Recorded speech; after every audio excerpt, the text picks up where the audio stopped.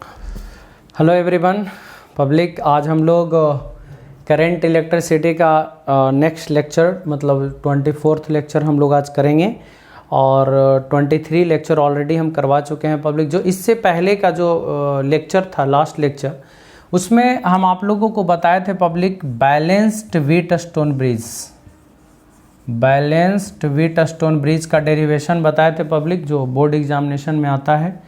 Balanced Wheatstone bridge का condition मतलब Wheatstone bridge balanced है तो उसका क्या कंडीशन होगा, ठीक है।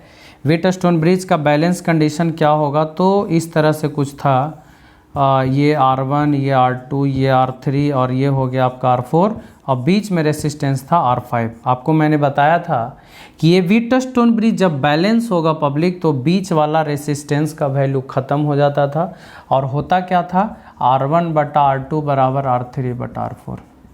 यानी कहने का मतलब ये कि R1/R2 इतना रेसिस्टेंस, ये R1/R2 बराबर R3/R4 होता था और बीच वाला का रेसिस्टेंस खत्म हो जाता, क्योंकि इसमें करंट का वैल्यू 0 होता था जब बैलेंस होता था तो। और ये बैलेंस कंडीशन हम डिराइव करके बताए थे by using Kirchhoff's rule. Kirchhoff's rule use करके ये व्हीटस्टोन ब्रिज का बैलेंस कंडीशन हमने डिराइव किया था पब्लिक। आज हम लोग अनबैलेंस्ड व्हीटस्टोन ब्रिज का इक्विवेलेंट निकालने के लिए सीखेंगे कि अनबैलेंस्ड व्हीटस्टोन ब्रिज है तो उसका इक्विवेलेंट रेसिस्टेंस हम लोग कैसे निकालते हैं। ध्यान रखिएगा पब्लिक, अनबैलेंस्ड व्हीटस्टोन ब्रिज का इक्विवेलेंट रेसिस्टेंस। यहाँ पे हेडिंग हम लोग बनाएंगे equivalent resistance, equivalent resistance of, equivalent resistance of unbalanced Wheatstone bridge, unbalanced Wheatstone bridge, equivalent resistance of unbalanced Wheatstone bridge. मैं आपको बता देना चाहता हूं कि अनबैलेंस्ड व्हीटस्टोन ब्रिज अगर रहता है पब्लिक तो उसका इक्विवेलेंट रेसिस्टेंस हम लोग कैसे निकालते हैं। तो आप देख सकते हैं अनबैलेंस रहेगा तो कैसे हम लोग निकालेंगे, ये देख लीजिए पब्लिक।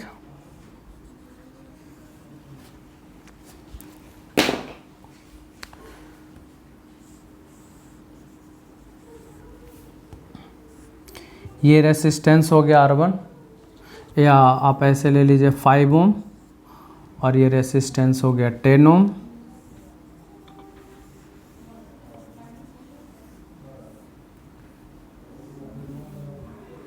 और ये 10 ओम और ये 5 ओम, 5 ओम। आप देख लीजिए पब्लिक, ये 5 ओम रेसिस्टेंस है, 10 ओम है, 10 ओम है, 5 है, 5 है। और दो पॉइंट हम लोग लेते हैं, ये पॉइंट को हम लोग A मान लिया और इस पॉइंट को हम लोग B मान लिया। तो A और B ये दोनों पॉइंट के बीच का इक्विवेलेंट रेसिस्टेंस निकालना है कि A और B के बीच का इक्विवेलेंट रेसिस्टेंस क्या होगा। आपके पास रेसिस्टेंस है 5, 10, 10, 5 और 5। आप देख लीजिए पब्लिक, ये बैलेंस नहीं है, क्योंकि बैलेंस तब होता जब 5/10 R1/R2 बराबर R3/R4, 5/10/5। ये तो बराबर नहीं होगा पब्लिक, ये बराबर नहीं ना है, ये बराबर नहीं होगा पब्लिक। ये बराबर रहता तब हम लोग कहते हैं कि व्हीटस्टोन ब्रिज बैलेंस है, लेकिन यहाँ पे इक्वल नहीं है, ये अनबैलेंस्ड व्हीटस्टोन है। व्हीटस्टोन ब्रिज फिगर कुछ ऐसा है, वैसा ही है, लेकिन अनबैलेंस है पब्लिक। अब इसका इक्विवेलेंट निकालना होगा कि A और B के बीच का इक्विवेलेंट क्या होगा। बैलेंस अगर होता तब हम लोग बीच वाला को कैंसिल कर देते और ये दोनों सीरीज, ये दोनों सीरीज होकर बाद पैरेलल कहानी हो जाता। लेकिन पब्लिक ये अनबैलेंस है, और जब व्हीटस्टोन ब्रिज अनबैलेंस हो तो अनबैलेंस्ड व्हीटस्टोन ब्रिज के केस में क्या होता है, तो ध्यान दे दीजिए, ये अनबैलेंस है। अब क्या कीजिए, A और B के बीच का इक्विवेलेंट निकालना है, तो सबसे पहले A और B के बीच में हम लोग एक सेल लगाएंगे पब्लिक। A और B के बीच में एक सेल लगाएंगे, तो A और B के बीच में हम लोग एक सेल लगा दिए। चलिए 10 वोल्ट का एक सेल लगाते हैं, आपकी मर्जी, आप 5, 25, 20 जितना हो सके उतना लगाइए। इसके इक्विवेलेंट में कोई चेंजिंग नहीं आएगा, मतलब A और B के बीच का जो इक्विवेलेंट रहेगा वही इक्विवेलेंट यहाँ पर भी रहेगा पब्लिक। कोई चेंजिंग नहीं A और B के बीच का इक्विवेलेंट में। आप इसको कितना भी चेंज कर लीजिए, हाँ करंट अलग अलग हो सकता है, लेकिन A और B के बीच का जो इक्विवेलेंट आएगा वही आएगा, आप इसको कितना भी चेंज कर लेंगे, ठीक है। चलिए आप क्या करते हैं पब्लिक, हम लोग सबसे पहले करंट का डिस्ट्रीब्यूशन करते हैं। ध्यान रहे, करंट का डिस्ट्रीब्यूशन सबसे पहले करेंगे। तो यहाँ से हम लोग करंट निकाल रहे हैं पब्लिक, और करंट आई निकालें। ओके, करंट आई, जब करंट आई यहाँ पर आएगा पब्लिक, तो यहाँ पर से दो रास्ता, मतलब करंट को दो रास्ता मिलेगा। करंट एक उस डायरेक्शन में जाएगा और एक इस डायरेक्शन में जाएगा, और एक इस डायरेक्शन में जाएगा, एक इस डायरेक्शन में जाएगा पब्लिक। तो मान लेते हैं इस ब्रांच में करंट आपका हो गया I1 और इस ब्रांच में करंट हो गया आपका I2। इसका मतलब I जो है वो दो हिस्सा में बट गया, I1 प्लस I2। उसके बाद में पब्लिक यहाँ पर जब I1 आएगा तो इसको दो ब्रांच मिलेगा बटने के लिए, कि इस ब्रांच में करंट जाएगा। मान लिया जाए इस ब्रांच में करंट चला गया पब्लिक I3 और उस ब्रांच में करंट कितना गया, अब ध्यान से समझेंगे, I1 माइनस I3। क्यों? क्योंकि I1 आ रहा था पब्लिक, I1 में I3 इधर चला गया, बचा कितना, तो I1 माइनस I3। अब I3 इधर से पब्लिक और I2 इधर से, तो दोनों को जोड़ करके इस डायरेक्शन में भेज देना। तो दोनों जोड़ेंगे पब्लिक तो आ जाएगा I2 plus I3। I2 plus I3 इधर जाएगा और I1 माइनस I3 इधर जाएगा। अब दोनों जुड़ करके इस डायरेक्शन में जाएगा। अब दोनों को जोड़िए आप, तो जोड़ने के बाद देख लीजिए I3 कट जाएगा, बचेगा I1 प्लस I2। और पब्लिक I1 प्लस I2 को जोड़ेंगे तो किसके बराबर होगा, I के बराबर होगा। यानी जितना करंट हमने सेल से निकाला घूम करके उतना करंट उसके पास पहुंच गया। जितना सेल से हम लोग करंट निकाले उतना करंट उसके पास पहुंच गया। यानी करंट का डिस्ट्रीब्यूशन इस तरह से होगा पब्लिक, इस बात को ध्यान देना है। ओके, चलिए अब हम लोग करंट का तो डिस्ट्रीब्यूशन कर लिए पब्लिक। अब क्या करना है, हमारे पास तीन अननोन है, एक है I1, एक है I2 और एक है I3। तो ऑब्वियसली तीन अननोन के लिए आपको तीन इक्वेशन तैयार करना होगा, और आपके पास तीन लूप भी है। देखिए पब्लिक, ये एक लूप है कि ना, एक ये वाला लूप है और एक ये वाला लूप है। मेरा हाथ देखिएगा, तीन लूप है, और ये तीन लूप मतलब तीन इक्वेशन तैयार करना होगा। तीन इक्वेशन सॉल्व करके I1, I2 और I3 तीनों का वैल्यू निकालना पड़ेगा। तो ऐसा करते हैं हम लोग, सबसे पहले इस लूप में हम लोग किरचॉफ्स वोल्टेज लॉ लगाते हैं पब्लिक। डिस्ट्रीब्यूशन ऑफ करंट यहाँ पे ज़रा सा लिख लेंगे, distribution of current have been shown in figure, have been shown in figure। Figure में करंट का डिस्ट्रीब्यूशन हम लोग दिखला दिए हैं, ध्यान रखिएगा, है ना। करंट का डिस्ट्रीब्यूशन पब्लिक इस तरह से हम लोग दिखला दिए हैं। ठीक, करंट का डिस्ट्रीब्यूशन तो हम लोग दिखला दिए। अब क्या करना है, हम लोग किरचॉफ्स लॉ लगाते हैं। तो देखिए public, using Kirchhoff's voltage law in loop number first. पहला लूप में हम लोग किरचॉफ्स वोल्टेज लॉ लगाएंगे। ठीक है, करंट इधर आप भी इधर, प्लस IR माइनस IR होगा ना। करंट इस डायरेक्शन में है और आप भी इसी डायरेक्शन में हो, करंट के सेम डायरेक्शन में चलेंगे तो माइनस IR, तो माइनस I1 इंटू R के जगह पर कितना हो गया, 5। करंट इधर आप भी इधर, माइनस IR, तो माइनस I3 इंटू R के जगह पर हो जाएगा 5। ठीक है, करंट इधर आप इसके अपोजिट चल रहे हैं तो प्लस कितना हो जाएगा, 10I, टोटल मिलके 0। क्यों? क्योंकि करंट के सेम, आपको याद होगा किरचॉफ्स वोल्टेज लॉ कि करंट के अगर आप सेम डायरेक्शन में चलते हैं तो माइनस IR लेना होता है। तो करंट इधर आप भी इधर, माइनस IR, करंट इधर आप भी इधर, माइनस IR, करंट इधर आप इसके अपोजिट, प्लस IR, टोटल मिलके 0। आप -5 कॉमन कर लेंगे पब्लिक तो आ जाएगा I1 plus I3 minus 2I2 और टोटल मिलके हो जाएगा 0। -5 कॉमन किए हैं, अब गुना कीजिए, आ जाएगा। तो I1 minus 2I2 plus I3 total मिलके कितना हो जाएगा पब्लिक, 0। आप इसको इक्वेशन नंबर फर्स्ट मान लेंगे। याद रहे, I1 minus 2I2 minus plus I3 और टोटल मिलके 0। कहीं गड़बड़ नहीं होना चाहिए पब्लिक, ध्यान रहे, है ना। तो ये था। अब इस लूप में हम लोग चले तो इक्वेशन नंबर फर्स्ट। अब क्या करना है पब्लिक, हम लोग इस लूप में चल रहे हैं और इस लूप में हम लोग किरचॉफ्स वोल्टेज लॉ लगाएंगे using KVL in loop number 2, using KVL in loop number 2। Second loop में हम लोग किरचॉफ्स वोल्टेज लॉ लगा रहे हैं। तो चलिए इस लूप में ऐसे चल रहे हैं आप, करंट इधर आप भी इधर, प्लस IR की माइनस IR, तो minus IR minus 10 into I1 minus I3। Okay, current इधर आप इधर, करंट के अपोजिट प्लस में होगा तो plus I2 plus I3 into R के जगह पर हो गया आपका 5, है ना। करंट इधर आप इसके अपोजिट प्लस 5i3 और टोटल मिलके कितना हो गया पब्लिक 0। करंट इधर आप इधर माइनस IR, करंट इधर आप इसके अपोजिट प्लस IR और करंट इधर आप इसके अपोजिट चल रहे हैं तो प्लस IR, टोटल मिलके कितना हो गया पब्लिक 0 के बराबर आ गया। अब क्या करेंगे हम लोग कि इसको सॉल्व करना है पब्लिक, अभी दूसरा इक्वेशन तैयार करेंगे, फिर ये वाला लूप में हम लोग को चलना है। ये जो लूप है इसको इक्वेशन लूप नंबर थर्ड मान लेते हैं ये वाला लूप में, और ये तीसरा लूप में हम लोग KVL लगाएंगे। पहले इसको आप नोट कर लीजिए उसके बाद, ओके करो। चलिए पब्लिक अभी इसको सॉल्व करते हैं आगे।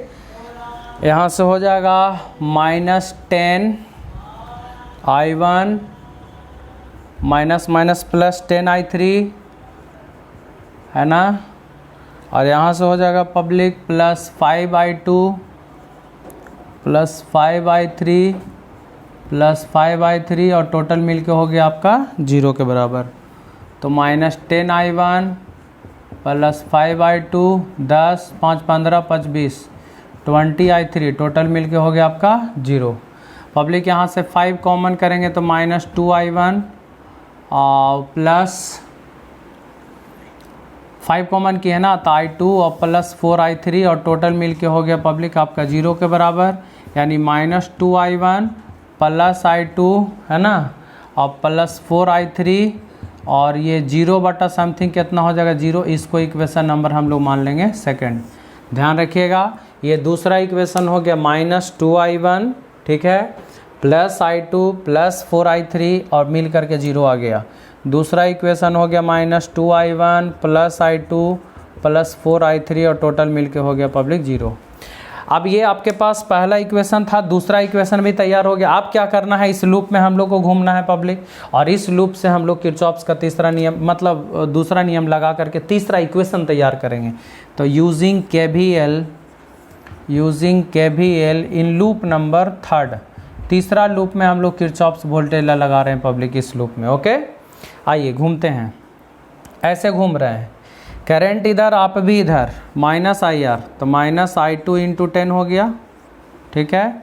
करंट इधर आप भी इधर करंट के सेम डायरेक्शन में -IR -i2 plus i3 into R के जगह पर हो गया 5। फिर उसके बाद चलते चलते माइनस से प्लस 10 ना प्लस 10 मिल के कितना हो गया पब्लिक 0 के बराबर हो गया ठीक है। इसको सॉल्व करते हैं तो -10i2 -5i2 -5i3 बराबर +10 उधर जाएगा तो पब्लिक -10 के बराबर हो जाएगा है ना।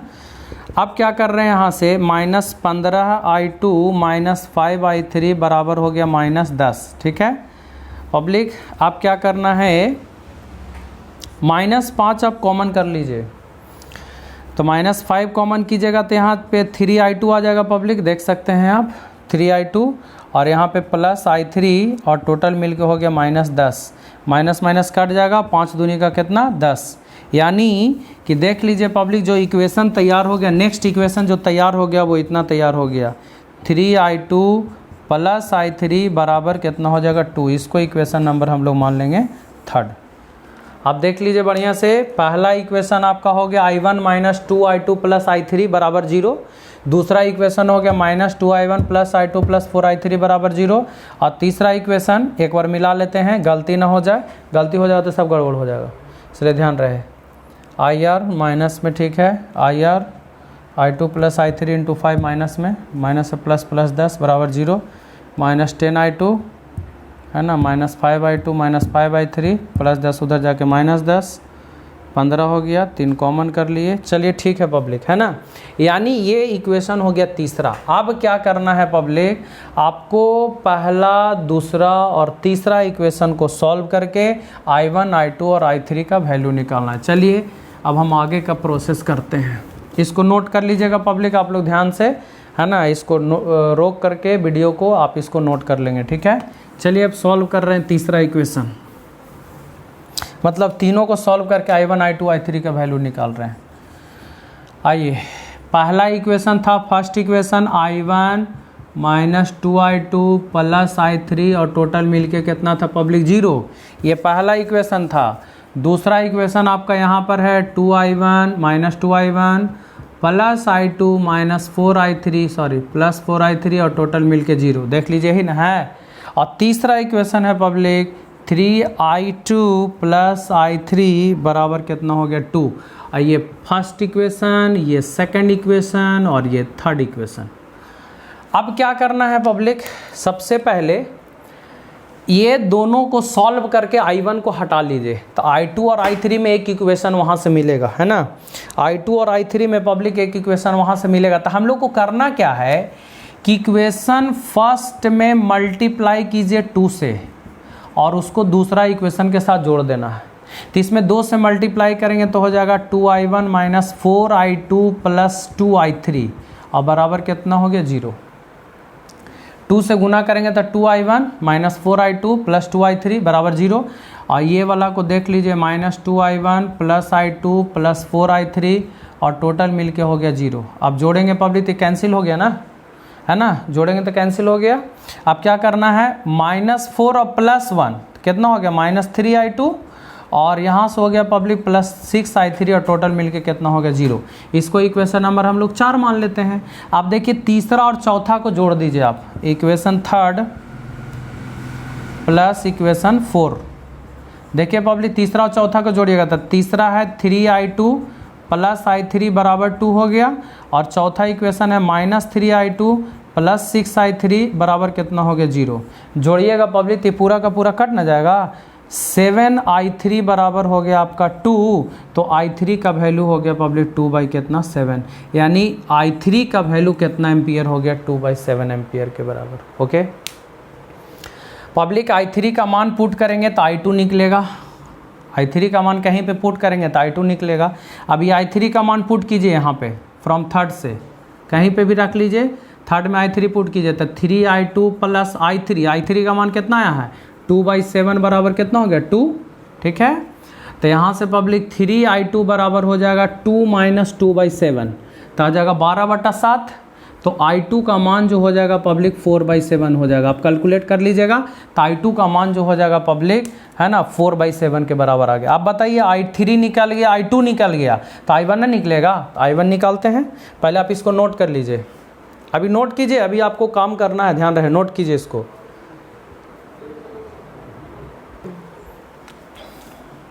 अब I3 I2 निकल गया पब्लिक। अब I2 I3 का मान पुट करेंगे फर्स्ट में, फ्रॉम फर्स्ट से चलिए तो ज़रा फट से आ जाएगा I1 minus 2I2 plus I3 total मिल के कितना हो गया 0, है ना। I1 निकालना है -2, I2 का मान कितना हो गया जल्दी से बोलिए 4/7 प्लस I3 का मान आ गया 2/7 टोटल मिल के हो गया 0। I1 माइनस 8/7 प्लस 2/7 बराबर हो गया 0। तो I1 बराबर हो गया 8/7 प्लस उधर जाके माइनस हो जाएगा ना और माइनस 2/7 तो I1 बराबर हो गया 6/7, यानी I1 निकल गया पब्लिक, I2 निकल गया, I3 निकल गया। तो पब्लिक हम लोग देखिए क्या चीज़ निकाल लिया। I1 का वैल्यू निकाल लिए 6/7 एम्पियर, 6/7 एम्पियर I1 का वैल्यू निकाल लिए हम लोग, है ना। I2 का वैल्यू निकाल लिए 4/7 एम्पियर और I3 का वैल्यू निकाल लिए पब्लिक हम लोग 2/7 एम्पियर। आप ध्यान दे दीजिए कि I1 I2 और I3 निकल गया जो क्वेश्चन था। अब हम लोग को ये करंट नहीं निकालना था पब्लिक, हम लोग को निकालना था कि इक्विवेलेंट रेसिस्टेंस क्या होगा। ध्यान रखिएगा, इसको नोट कर लीजिएगा पब्लिक। I1 I2 और I3 का वैल्यू हमने निकाल दिया। अब हम लोगों को निकालना है इक्विवेलेंट रेसिस्टेंस क्या होगा। मतलब I1 का वैल्यू आया 6/7 एम्पियर, I2 का वैल्यू आया 4/7 एम्पियर और I3 का वैल्यू आया आपका 2/7 एम्पियर के बराबर। ओके I1 I2 और I3 2/7 एम्पियर। अब क्या करना है पब्लिक, हम लोग को जोड़ना है, मतलब जोड़ना नहीं इक्विवेलेंट निकालना है। फिगर देखिए कुछ ऐसा था आपका। अब फिगर हम फिर से थोड़ा सा बना दे रहे हैं छोटा सा। अब देखिए पब्लिक ऐसा फिगर था, ये था आपका 5 ओम रेसिस्टेंस था पब्लिक और ये आपका था 10 ओम। ये था 10 ओम, ये 5 ओम था, और बीच में एक रेसिस्टेंस था 5 ओम का, और यहाँ पे हम लोग 10 वोल्ट का सेल लगा दिए, 10 वोल्ट का सेल लगा दिए पब्लिक। ये पॉइंट ए था और ये पॉइंट बी। अब ए और बी के बीच का इक्विवेलेंट हम लोग को निकालना है कि ए और बी के बीच का इक्विवेलेंट क्या होगा। करना क्या है, बहुत ही सिंपल है पब्लिक, आपको ये पूरा का इक्विवेलेंट चाहिए। तो ऐसा करते हैं कि पूरा के क्रॉस हमने वोल्टेज, टोटल वोल्टेज कितना दिया 10, और पूरा में जो करंट गया वो कितना करंट गया पब्लिक आई, यानी जो पूरा रेसिस्टेंस होगा आर इक्विवेलेंट या आर ए बी के बीच का इक्विवेलेंट टोटल रेसिस्टेंस। तो टोटल रेसिस्टेंस क्या होगा, total voltage by total current. तो पब्लिक आपके पास जो टोटल वोल्टेज है वो 10 वोल्ट का वोल्टेज है, और टोटल करंट आई का वैल्यू जो था वो किसके बराबर होगा, I1 प्लस I2 के बराबर। पब्लिक यहाँ पे देख लीजिए 10 I1 के जगह पर हो जाएगा 6/7 एम्पियर, और I2 के जगह पर हो जाएगा 4/7 एम्पियर। पब्लिक अगर आप भिन्न के जोड़ इसको निकालेंगे तो 10 डिवाइडेड बाई 10/7 एम्पियर, 7 ऊपर जाएगा, तो 10 इंटू 7/10, 10 से 10 कैंसिल, यानी कि आर इक्विवेलेंट जो हो गया पब्लिक वो कितना ओम हो के बराबर होगा, 7 ओम। यानी ये अनबैलेंस है, बैलेंस नहीं है पब्लिक। अनबैलेंस्ड व्हीटस्टोन ब्रिज अगर हो तो इसका इक्विवेलेंट निकालना हो तो हम लोग को किरचॉफ्स रूल लगाना होगा। आपकी मर्जी, ये 10 है, आप 20, 25, 30, 35, 40, 45 कुछ भी कितनों वोल्ट आप लगा सकते हैं, करंट के वैल्यू में चेंजिंग आ जाएगा, लेकिन जो इक्विवेलेंट आप निकालिएगा आर इक्विवेलेंट वो 7 ओम ही होगा पब्लिक। मतलब ए और बी दोनों के बीच का जो इक्विवेलेंट रेसिस्टेंस होगा वो 7 ओम के बराबर होगा, इस बात को ध्यान देना है। तो ये था आपका पूरा इस क्वेश्चन पब्लिक। इस टाइप का क्वेश्चन अगर रहता है तो आप लोग बना लीजिएगा। एक आध क्वेश्चन और हम लोग करेंगे इस टॉपिक में, उसके बाद फिर हम लोग नेक्स्ट टॉपिक पढ़ेंगे सेल के बारे में। ओके, इसको नोट कर लीजिए आप लोग जल्दी से। पब्लिक अब मैं आपको बताता हूँ, थोड़ा ध्यान दीजिएगा। एक हम फार्मूला आपको बता देते हैं, ठीक है। और इतना लंबा, जैसे मान लीजिए कंपटीशन में ऐसा पूछता है तो आप इतना बनाने बैठिएगा, इतना लंबा चौड़ा तो बिहान हो जाएगा।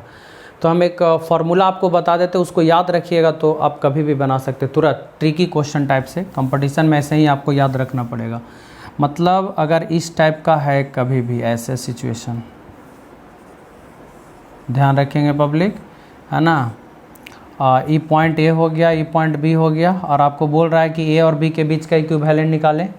ये रेसिस्टेंस आर है, ये कैपिटल आर है, ये कैपिटल आर है, ये स्मॉल आर है। ध्यान रहे ये बैलेंस नहीं है पब्लिक, और बीच में एक स्मॉलर रेसिस्टेंस। तो ये व्हीटस्टोन ब्रिज ही है ना। Small R capital R, capital R small R, small R, ठीक है। ए और बी के बीच का इक्विवेलेंट निकालना है, जबकि ये व्हीटस्टोन ब्रिज बैलेंस नहीं है। तो मैं आपको बता दूं पब्लिक कि कभी भी आर ए और बी के बीच का इक्विवेलेंट रेसिस्टेंस निकालना हो तो इसका हम एक फार्मूला बता देते हैं पब्लिक। फार्मूला देखिए क्या होता है, R into 3 capital R plus small R divided by capital R plus 3R के बराबर। याद रखिएगा ये फार्मूला हो गया। अगर ये फार्मूला आपको याद है तो अभी जो हम क्वेश्चन बताएं उतना लंबा करने का ज़रूरत नहीं है, अभी तुरंत बन जाएगा, 1 सेकंड के अंदर बन जाएगा। देखिए हम आपको बता देते हैं यही क्वेश्चन को इस तरह से, जो अभी था क्वेश्चन, अभी जो हम इतना डिस्कस कर रहे थे इस टाइप से। देख लीजिए ये 5 ओम है, ये 10 ओम है, ये 10 ओम है, ये 5 ओम है, और बीच वाला रेसिस्टेंस पब्लिक 5 है। देख लीजिए small R capital R, capital R small R, small R, इस टाइप से पब्लिक। तो आपको पूछ रहा था कि ए और बी के बीच का इक्विवेलेंट, तो हम ऐसा क्वेश्चन अभी बताएं तो इसका 7 ओम आया, अभी तुरंत आया 7 ओम ना। आप इस फॉर्मूला में बैठा करके देखिए स्मॉल आर, तो स्मॉल आर के जगह पर ये हो गया, कैपिटल आर के जगह पर 10 हो गया, कैपिटल आर 10 हो गया, स्मॉल आर 5 हो गया, स्मॉल आर है। तो पब्लिक आप देख लीजिए स्मॉल आर मतलब 5 into 3 into capital R, 3 into capital R का वैल्यू 10 है, प्लस स्मॉल आर का वैल्यू 5 है public, divided by capital R 10 plus 3 into small R 5 हो गया। सॉल्व करेंगे पब्लिक यहाँ से तो आ जाएगा 5, 3 इंटू 10 30 प्लस 5 35 हो गया ना, और डिवाइडेड बाय 10 प्लस 15, 5 3 15 और 10 25, 5 से काटिए 5 बार में 5 7 का 35। अब बता दीजिए कि 7 ओम अभी आया था कि नहीं इसका आंसर। तो आप चाहें तो किरचॉफ्स लॉ लगा करके बनाएंगे पब्लिक, हम एक्सप्लेन भी कर दिए, और एक शॉर्ट ट्रिक से भी बना सकते हैं। हालांकि याद रखिएगा तो आपको कंपटीशन में ऑब्जेक्टिव सवाल बनाने में बहुत ही इम्पोर्टेंट मतलब कि काम करेगा ये फार्मूला, इसलिए ध्यान रखना है। ये फार्मूला आप याद कर लीजिएगा कि अगर व्हीटस्टोन ब्रिज अनबैलेंस हो, मैंने इस सिचुएशन में हो, ऐसा हो, ज़्यादातर यही पूछता है, तो इस तरह से इक्विवेलेंट हम लोग निकालते हैं। तो पब्लिक ये 24th लेक्चर का कहानी था, और अगले लेक्चर में हम लोग शुरू करने जा रहे हैं सेल के बारे में। लेकिन ध्यान रहे इससे प्रैक्टिस आप लोग कर लीजिए, जो भी असाइनमेंट में क्वेश्चन है उस असाइनमेंट के क्वेश्चन को आप लोग सॉल्व कर लीजिए। बहुत सारे क्वेश्चन है, 15-20 क्वेश्चन है किरचॉफ्स रूल से रिलेटेड, तो उसको आप सॉल्व कर लेंगे। बाकी नेक्स्ट लेक्चर में हम लोग सेल स्टार्ट करेंगे। Okay, thank you. कितना